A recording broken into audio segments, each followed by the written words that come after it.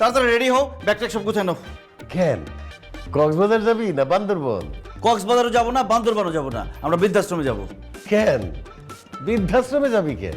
তোমাকে আর মাকে বৃদ্ধাশ্রমে রেখে আসতে যাবো। কি হায় হায়, এটা কি শুনলাম আমি?